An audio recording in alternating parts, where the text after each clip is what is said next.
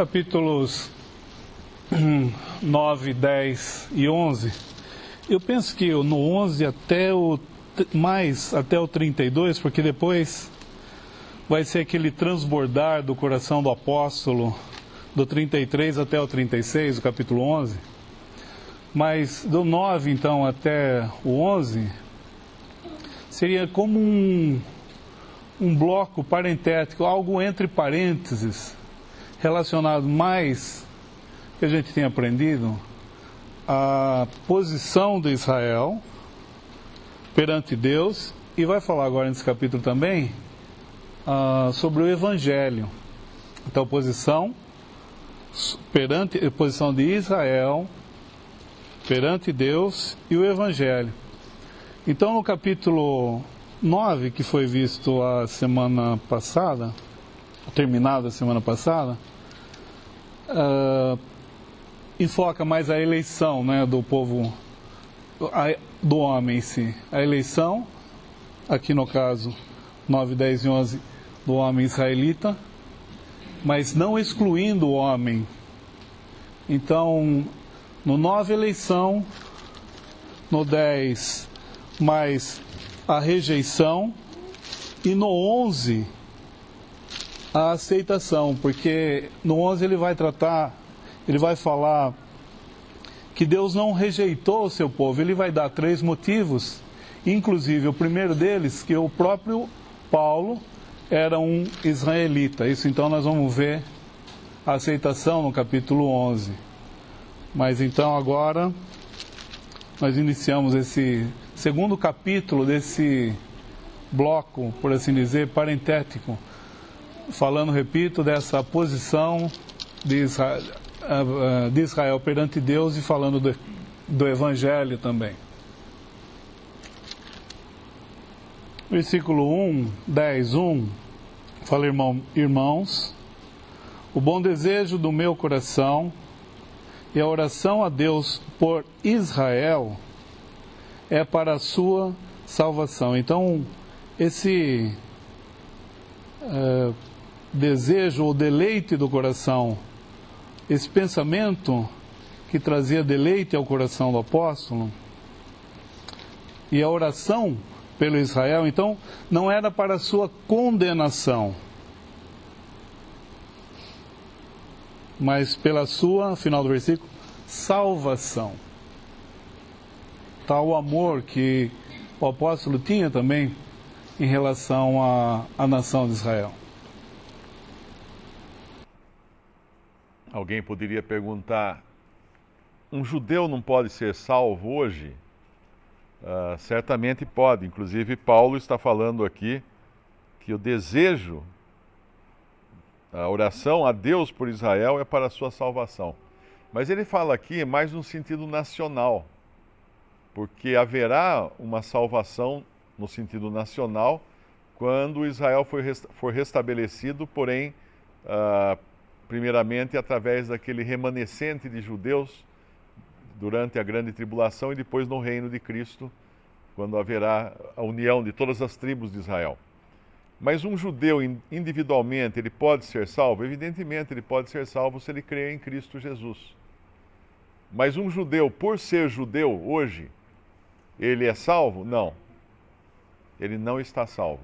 O fato dele ser judeu não lhe dá qualquer garantia de salvação, porque ele vai precisar crer em Jesus como seu Salvador. No final do capítulo 9, ele diz, por quê?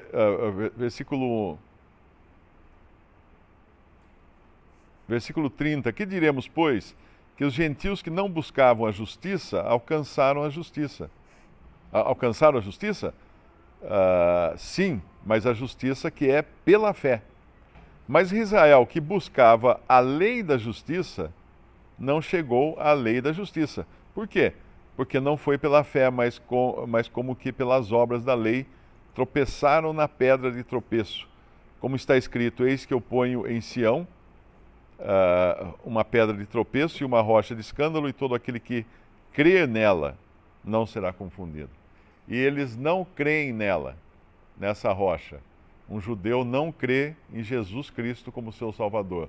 Então não há e nem pode haver salvação para ele, porque ele ainda busca a justiça pela lei e ele ainda busca a justiça própria, que não é pela fé. Não é pela fé. Tem um artigo interessante do autor chamado Wollstone. Ele fala sobre os verdadeiros adoradores. E ali ele diz que apenas um verdadeiro adorador pode hoje adorar a Deus. E essa questão surge também da pergunta se um judeu hoje, com toda a sua religiosidade, com toda a sua fidelidade, de ficar ali na frente daquele muro, fazendo as suas orações lá em Jerusalém, acaso ele poderia adorar a Deus? Ele estaria adorando a Deus? Não, ele não pode adorar a Deus. Por mais que ele faça cerimônias, celebrações, ele não adora a Deus. E nenhum homem pode adorar a Deus, a não ser um que tenha sido salvo pelo Senhor Jesus Cristo. Parece difícil ou duro a gente ouvir isso, que ninguém pode... então aquele sujeito lá no meio da selva não está adorando a Deus? Não, não está. Mas e o meu primo, que ele não é cristão, mas pessoa muito boa, faz muitas orações, ele não está adorando a Deus. E para a gente entender isso, em João capítulo 4, o Senhor fala dos judeus que eles adoravam em verdade, efetivamente, no judaísmo. Ainda que nem todos adorassem em espírito, mas eles adoravam em verdade, porque o Senhor Jesus não iria dar respaldo a um sistema de adoração se ele não estivesse fundamentado na verdade. E ele deu respaldo ao sistema de adoração do judaísmo, tanto é que ele expulsou os vendilhões do templo, porque ele reconhecia que ali era a casa de Deus, que Deus havia colocado o seu nome ali. Ele, quando curava alguém, ele mandava apresentar seus sacerdotes para fazer os sacrifícios que a lei exigia. Ele mandava as pessoas darem o dízimo, levarem o dízimo até lá os sacerdotes. Então, tudo ele fazia de acordo com a lei, porque afinal de contas ele tinha instituído a lei. Mas a adoração iria mudar completamente a partir daquele momento, porque não iriam mais adorar em Jerusalém, não iriam mais adorar em um templo, não iriam mais... Aí o versículo capítulo 4 de João fala assim, versículo 21. A mulher fala no versículo 20 que nossos pais, os samaritanos, adoraram neste monte e vós dizeis que é em Jerusalém o lugar onde se deve adorar. Samaritanos eram gentios que tinham sido trazidos para ocupar o lugar dos israelitas que haviam abandonado, sido levados para fora da terra, num exílio, e esses gentios vieram morar em Samaria, foram ensinados no judaísmo, adotaram o judaísmo como sua religião, porém mudaram muitas coisas, inclusive o lugar de adoração deles era diferente.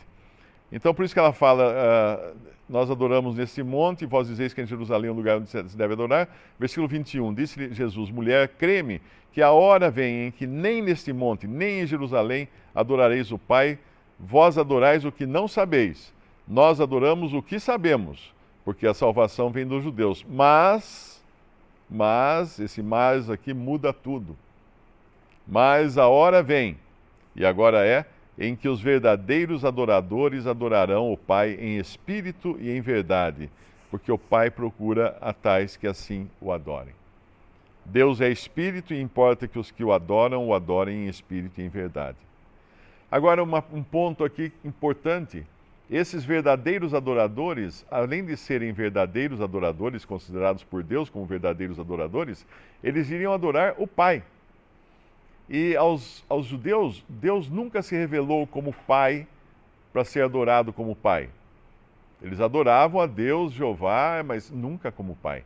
E o Senhor Jesus foi quem revelou a eles, aos seus discípulos, a respeito do Pai. E a adoração hoje é feita ao Pai. Nós adoramos o Pai. O Pai procura a tais que assim o adorem. Adoramos o Pai. E adoramos o Pai por meio de Jesus Cristo. E adoramos o Pai porque podemos ser hoje verdadeiros adoradores Porque a nossa adoração não está fundamentada na justiça que vem da lei, das obras da lei, mas na justiça que vem da fé.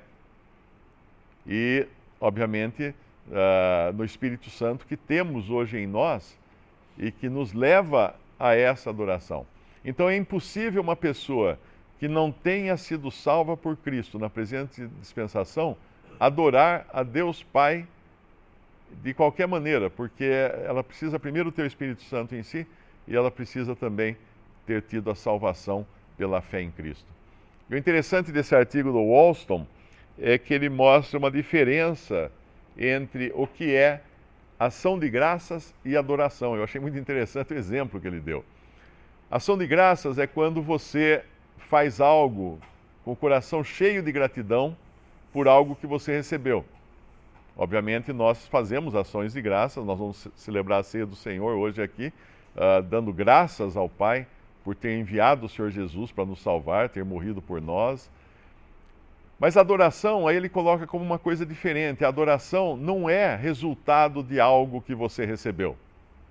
Porque a adoração é algo, ele até define como o transbordar do copo cheio. Adoração é o transbordar do copo cheio.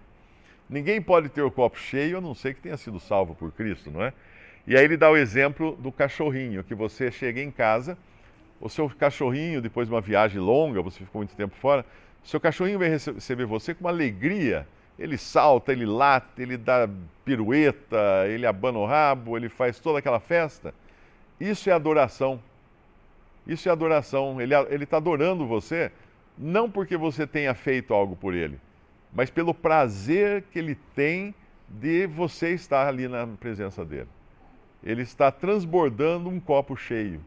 E isso, obviamente, uma pessoa que ainda não tem a certeza de vida eterna, ela não tem essa liberdade. Uma pessoa que não tem o Espírito Santo não tem essa liberdade. Uma pessoa que não conhece a Jesus como seu Salvador e não sabe que ele foi feito por Deus, justiça por nós, ela estará ainda buscando a sua própria justiça em obras da lei, ou em obras de regras, ou em religiosidade, ou qualquer coisa. E aqui nós encontramos então os judeus nessa triste situação, que Paulo fala: irmãos, o bom desejo do meu coração e a oração a Deus por Israel é para a sua salvação, porque lhes dou testemunho de que têm zelo de Deus, mas não com entendimento, porquanto, não conhecendo a justiça de Deus e procurando estabelecer a sua própria justiça, não se sujeitaram à justiça de Deus, porque o fim da lei é Cristo, para a justiça de todo aquele que crê. Sem Cristo não pode haver justiça para todo aquele que crê. E sem crer em Cristo, não pode haver justiça. Portanto, não pode ser um adorador, além de não poder ser um salvo. Ainda que tenha toda a parafernália do judaísmo, ainda que tenha todo aquele aparato, e aqui eu não sei quando foi escrita essa carta, mas eu acredito que ainda estava em pé o templo de Jerusalém, ou não, não sei se algum irmão sabe dizer, acho que ainda estava em pé o templo, porque o ano foi só no ano 70, né? E essa carta é 60. Essa carta é? 60. Do ano 60, então o templo ainda estava em pé. Então uma pessoa que chegasse naquele templo suntuoso, de pedras imensas, que até hoje os arqueólogos não sabem como é que conseguiram transportar as pedras que hoje restaram no alicerce, e olhasse aquele templo, e entrasse naquele templo, que ele era revestido de madeira, e por cima da madeira, folhas de ouro. Então era uma visão tremenda. Quem entrasse era como entrar num porta-joias, num porta-joias gigante. Uma pessoa que entrasse ali, com todos aqueles sacerdotes paramentados, com todos aqueles utensílios de ouro, todo aquele ritual, aquele incenso, ela podia falar assim: uau, isso aqui é adoração a Deus. E não era. E não era nada. Era tão vazio quanto você entrar numa catedral gótica na Europa, com aqueles vitrais, aquela luz passando, que parece que dá a sensação de que você chegou ao céu, e não é nada. Não tem nada ali, não tem nada de adoração a Deus ali. É um monte de pedra decorada com vidro e só. Não tem nada. A única pessoa que pode adorar a Deus é o cristão hoje. Ainda que ele não esteja em lugar nenhum, ele esteja sentado numa cadeira ou então deitado no fundo de uma masmorra com seus pés presos por correntes, como estavam Paulo e Silas, antes de serem libertos ali de maneira milagrosa por Deus. Que privilégio esse que tem o cristão hoje e o judeu não tem. E que triste é nós vermos hoje, principalmente com internet, que agora divulga muito rápido as coisas, cristãos abandonando a sua posição privilegiada de serem verdadeiros adoradores e adotarem para si todo o ritual judaico. Então você vê aquelas pessoas colocando aqueles paramentos, pondo um castiçal de lâmpadas igual ao dos judeus, falando hebraico na hora da adoração, porque acha que assim Deus vai entender o que eles estão falando. É tudo totalmente absurdo. É uma pessoa que está sentada numa pilha de ouro e de repente começa a lidar com barro. Ela não percebeu o quanto existe de privilégio em ser cristão, em ter a fé em Jesus Cristo e ser um verdadeiro adorador, e não um só cerimonialista, como são os judeus hoje. Abandonar ou mesclar também. Pode abandonar essa posição tão elevada, ou o que nós temos visto também no meio da cristandade é a mescla. Admitindo que os sacrifícios são para os judeus, admitindo certas práticas que são judaicas, mas misturando certos princípios que dizem respeito somente a Israel. Como, por exemplo, a prosperidade aqui nesse mundo, sabendo que a nossa posição é celestial. Então, quanto a essa adoração também, um exemplo clássico é justamente indo do 9 ao 11, dos capítulos em Romanos, de 9 a 11, quando ele chega lá no 33 ao 36, é esse copo transbordante, como foi mencionado pelo Oscar, o irmão mencionou aqui. E só então começar o capítulo 12, que vai falar de apresentar os vossos corpos, que vai ser um outro assunto. Então, contemplando, ele apresenta os corpos, isso vai ser no capítulo 12. Mas um dos exemplos, um dos pontos que Paulo vai tratar também no capítulo 11, que é uma das provas que Deus não rejeitou o seu povo, é justamente que de Sião virá o libertador, como foi mencionado em João 4, a salvação vem dos judeus. Em Romanos 11, versículo 26, que ele vai fazer essa citação do Velho Testamento, de Sião virá o libertador. Então essa era outra prova que os judeus não foram rejeitados. Então não houve a rejeição do povo. Primeiro, Paulo era judeu. E a outra, existe mais um motivo no meio do capítulo 11 ainda. Então, voltando para o capítulo 10, no final do capítulo 9, que foi mencionado, essa justiça, no versículo 30, 9:30, o final do versículo, fala: sim, mas a justiça que é pela fé. O sentido é no princípio da fé. Antes eles estavam ligados ao princípio das obras. Quando Paulo está introduzindo algo completamente novo, e isso eu penso para nós também é um exercício, nós entendermos essa posição. Primeiro, como ele falou no 9 lá da eleição, isso é por graça, é uma ação soberana de Deus. Ele nos coloca nessa posição. E é muito tentador sair dessa posição, sair desse princípio de graça e entrar ou mesclar, como foi mencionado, com o princípio de lei, ou nesse caso, da lei de Moisés. Então, eu posso imaginar que eu estou sendo recompensado de alguma maneira por Deus, porque eu estou cumprindo certas regras, leis ou coisas que eu faço. Não só a lei de Moisés, repito, como uma lei que eu posso fazer para mim mesmo. Então, quando ele menciona, inclusive, no versículo 33 do capítulo 9, a pedra de escândalo, essa pedra é Cristo, não é Pedro, é Cristo.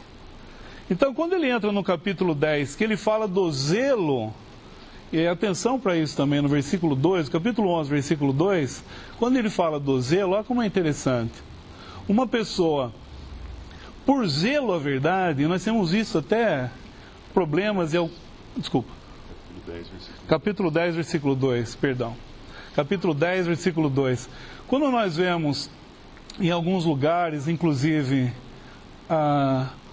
mesmo entre as assembleias, um zelo sem entendimento, isso é muito prejudicial quando há esse zelo. É claro que nós estamos aprendendo muitas coisas que nós dissemos no passado, graças a Deus o Senhor tem nos corrigido também.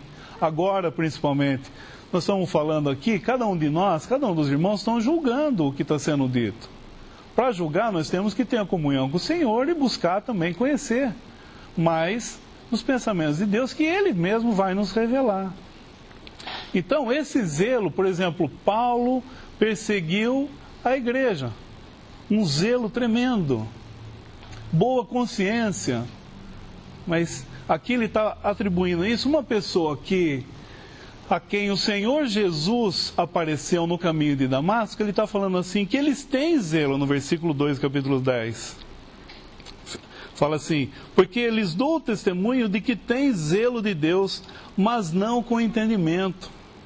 Ou seja, Paulo sabia bem o que ele estava falando, porque o Senhor foi buscar ele lá, por graça também. Então, ele está introduzindo esse novo princípio que é a justiça de Deus pela fé, ou no princípio da fé. No versículo 3, como foi lido, porquanto não conhecendo a justiça de Deus e procurando estabelecer a sua própria justiça, penso, através da lei, buscando uma justiça através da lei ou das obras, por exemplo, porque a lei ela não, por assim dizer, ela não produzia essa santidade, não produzia essa justiça no homem, ela exigia do homem algo que o homem não tinha. Então, ele está estabelecendo algo num outro princípio, eu não posso dizer totalmente contrário, mas num outro princípio. Versículo 3 fala assim, porquanto não conhecendo a justiça de Deus e procurando estabelecer a sua própria justiça, não se sujeitaram à justiça de Deus, que é no outro princípio. Porque o fim, eu penso que esse fim aqui, seja assim, o objetivo, não é que o fim é assim, ponto final. Finalidade. Eu penso que eu acho que o sentido é a finalidade da lei é Cristo, para a justiça de todo aquele que crê. Eu estou pensando na finalidade, relacionando com Gálatas, é melhor ler, viu? Gálatas capítulo 3. Gálatas capítulo 3. O versículo é o 24, mas nós vamos ler o 22, 23 e 24. Gálatas 3, 22. Mas a Escritura encerrou tudo debaixo do pecado para que a promessa pela fé, ou no princípio da fé, em Jesus Cristo, fosse dada aos crentes. Mas antes que a fé viesse, estávamos guardados debaixo da lei e encerrados para a fé, aqui na nossa versão traz aquela, mas para a fé que se havia de manifestar agora. De maneira que a lei nos serviu de aio para nos conduzir a Cristo, para que pela fé fôssemos justificados. Então, serviu de aio, ou seja, a finalidade, relacionando com Romanos 10, aparentemente, que eu entendo assim, a finalidade da lei, voltando lá para Romanos 10, 4, é Cristo, lembrando que os Gálatas estavam querendo voltar para a lei. E Paulo tem que ser duro com eles naquela carta.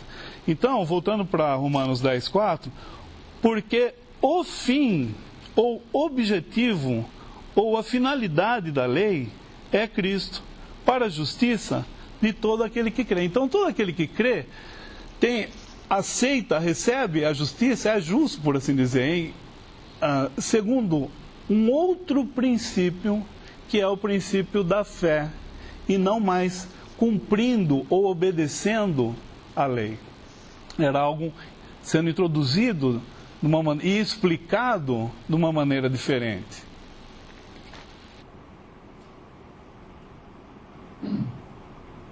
Interessante que o princípio da lei, antes da lei ser dada, é porque o povo de Israel disse que tudo o que o Senhor disser, nós faremos. Esse foi o princípio da lei. Depois disso, Deus foi lá e colocou no lugar deles. A lei veio para colocar o homem no seu devido lugar, com capacidade de chegar no padrão de Deus. Tudo que o Senhor pedir, nós faremos. E eu acho que o antônimo disso, o contrário disso, para mim, a gente vê um pouco lá em Lucas, capítulo 22, versículo 7. Lucas 22, 7. Lá atrás, em Êxodo, aquele povo disse que tudo o que o Senhor disser, nós faremos. E aí agora está falando aqui que eles têm zelo, ele está aqui em Romanos. Em Lucas diz o seguinte: chegou, porém, o dia dos pães asmos, o dia dos asmos, ou seja, aqueles pães sem fermentos, puros, né? O que importava é sacrificar a Páscoa. E mandou a Pedro e a João, dizendo: ide, preparamos a Páscoa para que a comamos. Qual foi a resposta de Pedro e João? Eu já sei, não, vou preparar agora. Não. Onde queres que a preparemos? A princípio ele está sempre voltando para o Senhor. Senhor, o que faremos? Senhor, nos guie. E agora? O que a gente faz? É que o que aquele povo não tinha. Eles tinham a lei, mas é isso, desde o princípio da lei foi isso. Eles queriam fazer coisas. E aqui não. No cristianismo é completamente diferente. A gente olha para o Senhor e pergunta: o que queres? Onde queres que preparemos? Como queres que preparemos? E aí a gente volta à palavra de Deus. Então os princípios são completamente antagônicos da lei para os judeus, dos judeus para o cristianismo, hoje.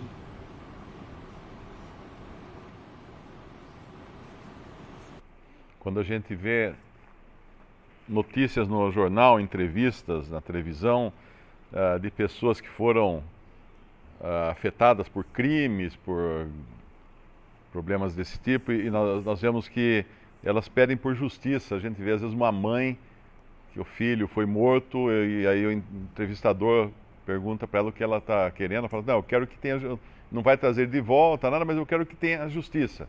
Eu quero que seja feita justiça. A justiça é o culpado ser preso e condenado. Essa é a justiça.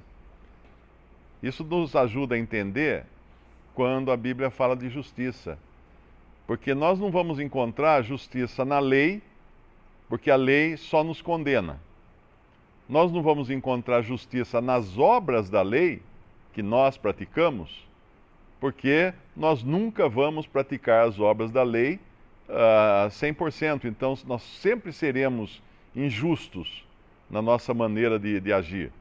Não haverá justiça. Seria como se a polícia prendesse o ladrão e desse uma multa, o assassino do filho dessa mulher, desse uma multa para ele e soltasse no dia seguinte. Ela ia falar assim: não, mas estou decepcionada com a justiça.